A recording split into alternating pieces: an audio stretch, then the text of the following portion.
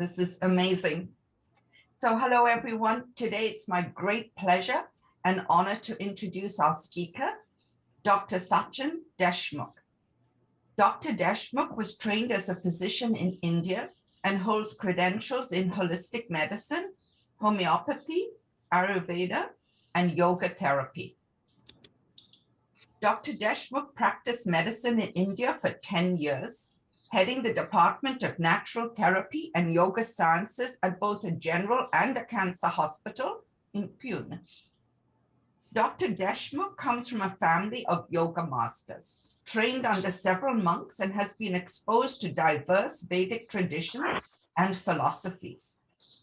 Dr. Deshmukh combines Ayurveda and homeopathy with the classical limbs of yoga, encompassing asana, pranayama, bandha, mudra, kriya, chanting, and yada yoga, along with transcendental meditation and other mental practices.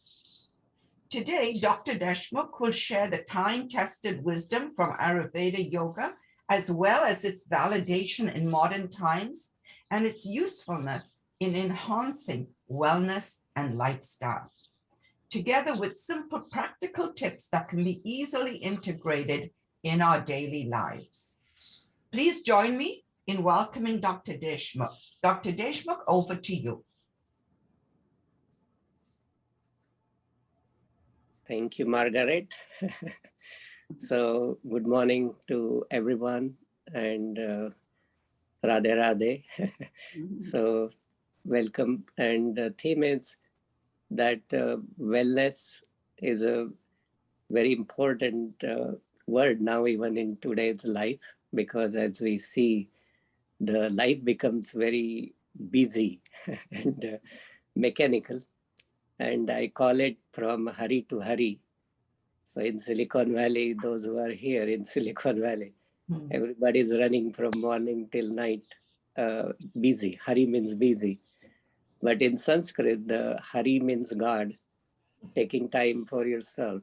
So you go from this Hari, rat race, to the divineness. And this meeting itself is a classic example. I was very impressed with wonderful work done and a lot of contributions for a variety of things. And that kindness is a very powerful machine for our mental behavioral health in general.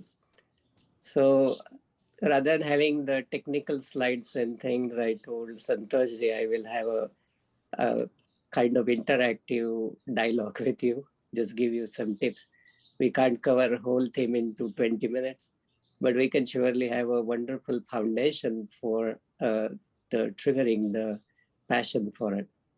So this old story is that there was a man and he got older, and then he called his only son and he said, "My child, when I'm gone, can you hear?" Somebody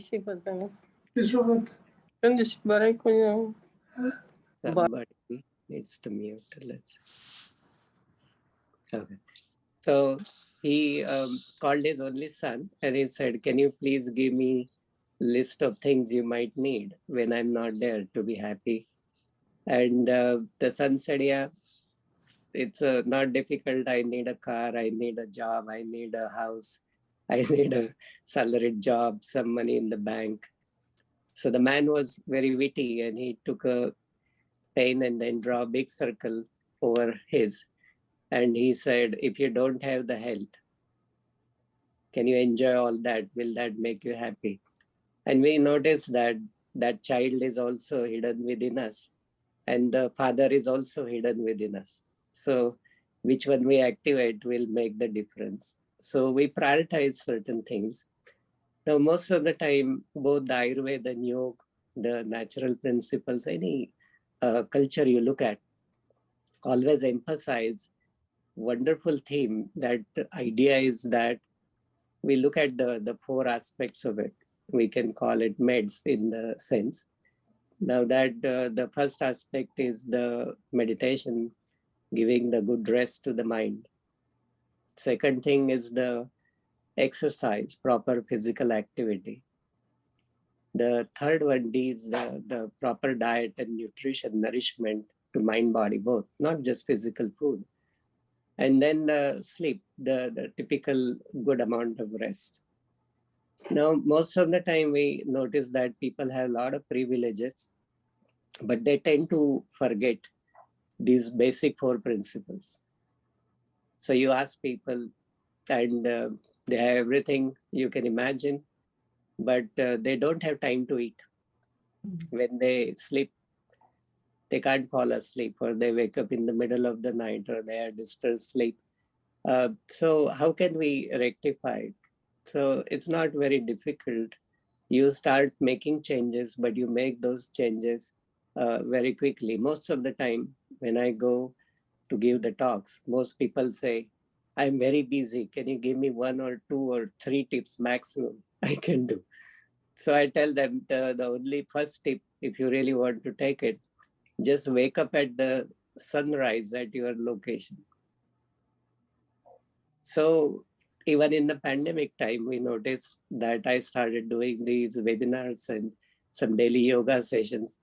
And just by waking up daily at sunrise, change a lot of people's problem just disappeared. No more migraine, the digestion improved, you feel good and happy and everything. So that's the one part of it. So second thing is drinking adequate amount of water, proper activity. So I made it into my grandfather gave me a formula and he said, can you do it? I asked him, how should I remember you? And he said, this is the key. So the key is 2 walks, 2 meals, and 2 meditation. So can you do it? Say, oh yeah, I can do that. So what happens is that 1 walk is fine, 1 meal is fine, and 1 meditation is fine. You start getting stuck in the second one. So I started struggling with my meditation. So he told my grandmother that if there is no meditation, no dinner for him. So for the teenager, the food is very, very important. So it embed into the practice. So now for me, it's a routine that you meditate. If you are that busy, you don't have time for meditation. You don't have time for dinner. Because my grandfather said that if you don't eat a meal, you are not going to die. But if you don't breathe, you will be the history. So then the other part is that the faith and the patience are very, very important part in our life. So the mind wanders on 2 possibilities. So now, if suppose Margaret tells us, if you drink hot water, you feel good. So out of maybe how many people we have, 50% people said, yes, okay, Margaret, we believe you. So we will do what you say. Now 50% people are going to say, Margaret, we don't believe you. What's the proof? Do you know anybody who drank hot water and they felt good, right? So our mind works on 2 things.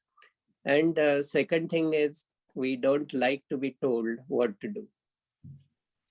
So the most of the time, if I ask you, okay, we are going to do this meditation and we lie down for this, so everybody will lie down because we respect each other, but our mind will be thinking, so somebody is saying, why is not asking me to stand? What happens if I walk? Right? So those are the things. Second thing is, if something is too simple, that if somebody is sitting in calmness and is in deep state of meditation, it doesn't really attract our attention immediately. But if you notice somebody standing on one leg, then we'll stop and say, hey, how to do that? How you achieve it? What you gain out of this? Yes or no? So something that curiosity triggers. So simple things, they make big transformation for us in life. Now, I made couple of stories for the pandemic time. So we said that the people in Silicon Valley, so when the pandemic hit, they went to the guard and they said, we are burnt out by all this. So I don't have patience. I have everything else, but I don't have patience. Can you please give it to me now? So, so that's the key part of it. So we change that now instant to the now into the present. So that's the another principle we use into the Ayurveda for our own benefit. Now let's talk a little bit about the logic, so that the human mind is built for stillness and the bliss. And the human body is built for movement. You see, we have so many joints and amazing infrastructure, and we can do. But now what happens is that our bodies are sitting in the chair, looking at the screens whole time, and our minds are spinning 10,000 miles per hour, and that becomes the cause of sickness. So when we integrate that, we let mind settle at least few times a day, twice a day, take the proper mentorship and let the body move. That makes some schedule, go for a walk at least twice a day. It makes a big difference. Now Ayurveda defines us what kind of bodies should do what kind of activity. So normally we divide those bodies into three kinds of bodies. So lean built, medium built, and heavy built by nature as you're born.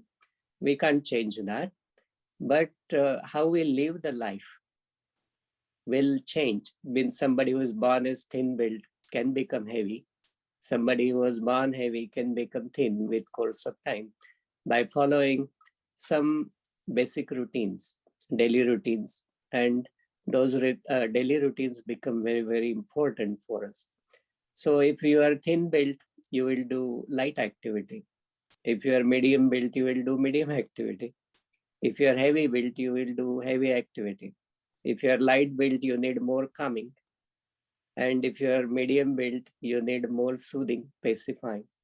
And if you are heavy built, you need stimulation. You need somebody, hey, get up, start moving, some stimulants of some kind. And those are the principles we use. Then there are 5 elements like the air, space, fire, water, and earth. So out of that, air is light and moves, and cold, dry. Space doesn't move, it's cold, and it holds anything which is given. Fire is pungent, strong, and it can burn if it is misused. Then the metabolism in our body, inflammatory response, they connect with the fire element. Now the water is the cold and the moist. It's opposite in it's to the air, and it's heavy. Versus the last one, the earth, it's also considered to be solid. Cold, our physical body is part of the earth and water as element. As we know, though we look solid, our body is 80% water. The earth is 80% water. And as you know, the sun and moon, they have the strong energy to make that water go up and down from the ocean, the high tide, low tide. So there must be some impact of that moon and sun cycle on us as individuals, because we are also 80% water. That's why these ideas like intermittent fasting, traditionally came into the picture. And now they are getting more scientific recognition from all the era, because it attracts our attention. That, and then what kind of water, what kind of energy we infuse in, what kind of thoughts in our mind. So rather than we focus on what kind of thoughts we have, we bring the focus to the idea that what is the origin of my thought. If I don't have a good thought, why it is so? If I have a good thought, why it is so? And how can I nourish that good thought into something powerful? And I always look at the wonderful organizations like Rotary to be one of those who triggers these kind of inspirations for people. So you create a payment.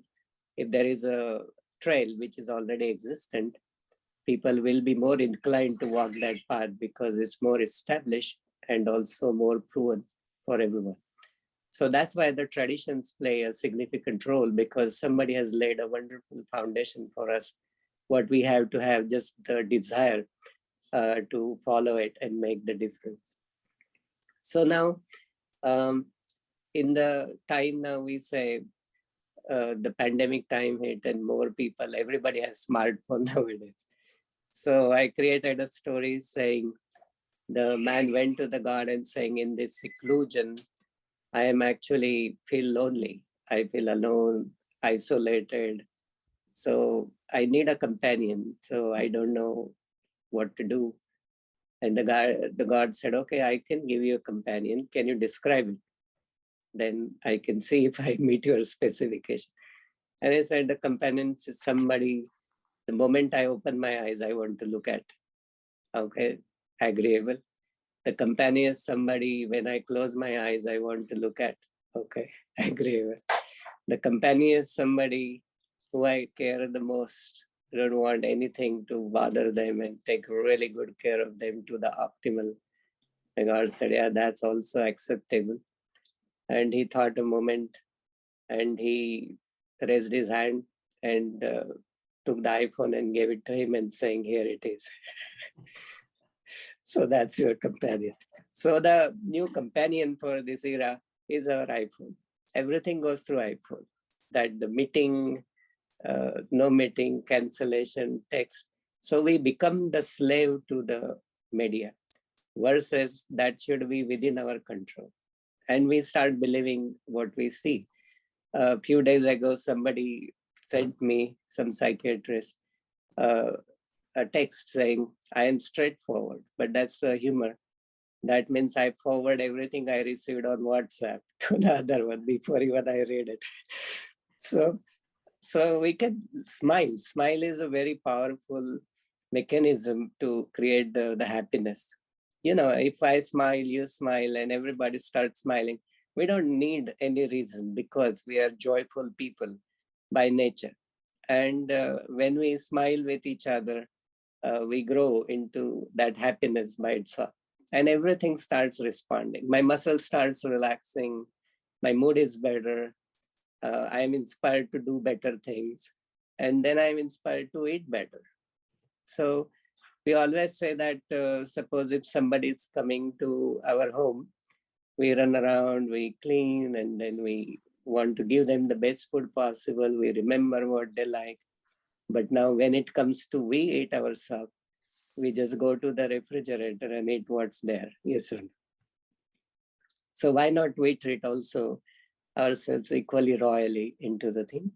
And then one more story for the food, that the food went to the God and he said, I am frustrated because the people are not respecting us. And they can us, they freeze us, they fry us, and they process us. So we are supposed to be, built for these things. So the God said everything has two sides. And the one side is the good one, and the other one is not so good one. So I didn't make you aware of the negative side of yours. So he said, you go back, and the people who don't respect you, you eat them. So that's what I tell people, that if you don't make a good choice in the food, you are not eating the food will eat you as a result. Mm-hmm. So all the disease what we see, before not too long ago, people came to the hospital for accidents and infections, 80% plus. Now 80% people come to the hospital because of the metabolic problems, diabetes, heart disease, obesity, blood pressure, variety of things, which can be preventable early on from the simple lifestyle, wonderful ideas which we can take. And then the last story I will share, that there was a gathering of all the species on the planet, including humans. And all animals said, we are bored of giving the same thing. The rabbit said, I don't want the carrots every day. And the elephant said, I don't want the sugarcane every day. And I said, okay, let's ask for the variety. And the humans have the same thing. We can just make it generic, like peanut butter, and bread and jelly. And when they came, so the elephant had different things, spinach, and the bunny has something different than the carrot. Human opened his tiffin and there was the same thing, the peanut butter jelly and whatever the sandwich. And he said, I'm so mad that this happened, no change in my life. And then he was started walking and all the animals looked at each other and say, we don't know why this for humans, because they are the only ones who cook for themselves. So all the animals eat what is there in the nature, but we do so much mess around the normal foods and then make it so complex. So make life simple. That's really the key part of the message. Tune in with the sun and moon phases. Make the day wonderful, smile more, and choose the choices. What is local, what grows locally, what is into the season, and what is the best for us. Now, there is a lot of logic that people who live into the northern part eat more wheat-based diet all over the world. When people live into southern part, they eat more rice-based food. So if we remove the first letter, the W gives you heat. It's warming. So you need more warmth into the northern hemisphere. When you go to the other one, the southern part, the rice, if you remove R, it gives you ice. So you need more cooling into the southern part. So the diet patterns, they impact where we live, where we are located, certain regions, times of the day, the seasons, all those things are very, very important. They don't need much training. What it requires is deepen awareness within us, that when we look at something, we know this is good for us. People ask me, do you eat Indian food? So I said, no, I eat all kind of food with the Ayurvedic concept. So with the local. So food is food. So the Chinese food or Indian food or the Greek food, every food there is some logic because it goes with the expertise of many, many thousands of years of inheritance, because it's based on the local traditions and what's available into the local regions.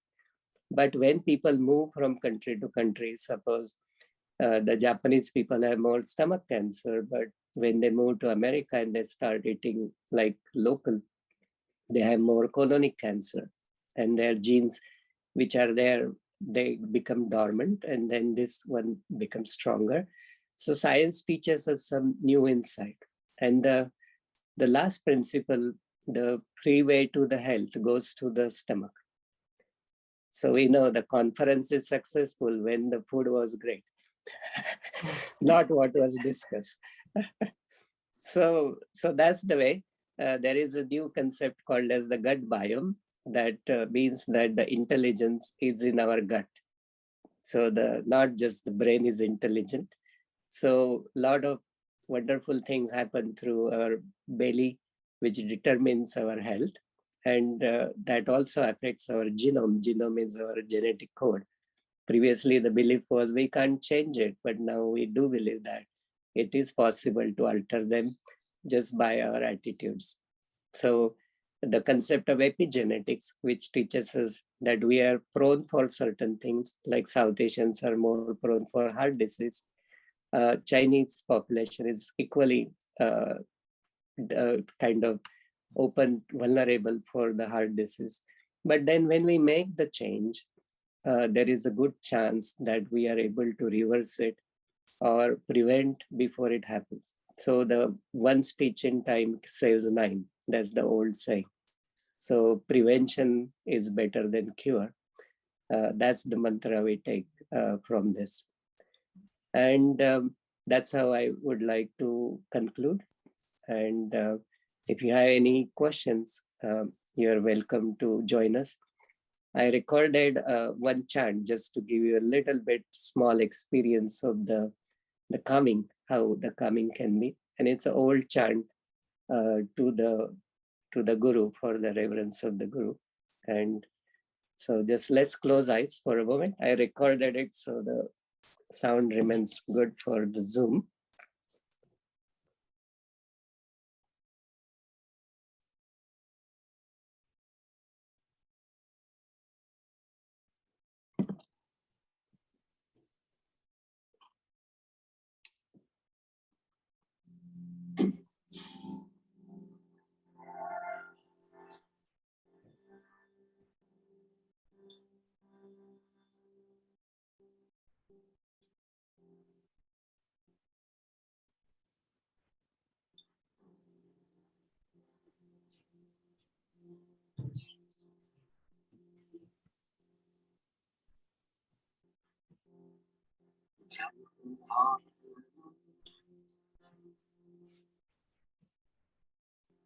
We couldn't hear you.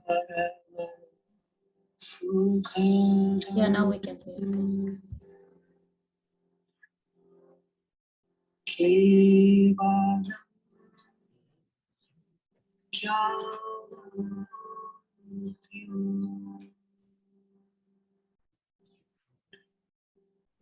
Thank you.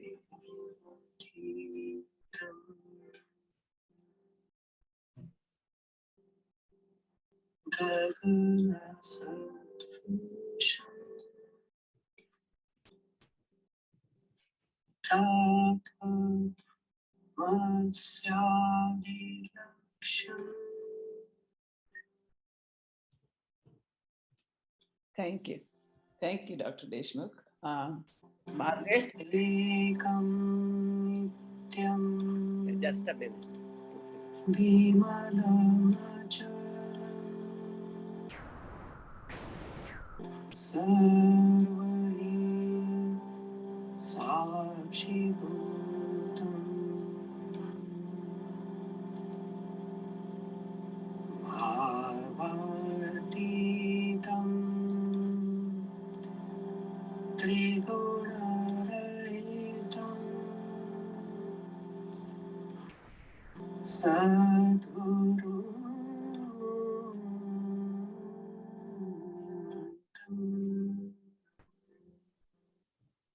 Thank you. Thank you. Thank you so much, Dr. Deshmukh. This was very enlightening, and having your knowledge, sharing your knowledge with us. And I know there is going to be some questions at the end. Thank you. It was such an honor to have you speak.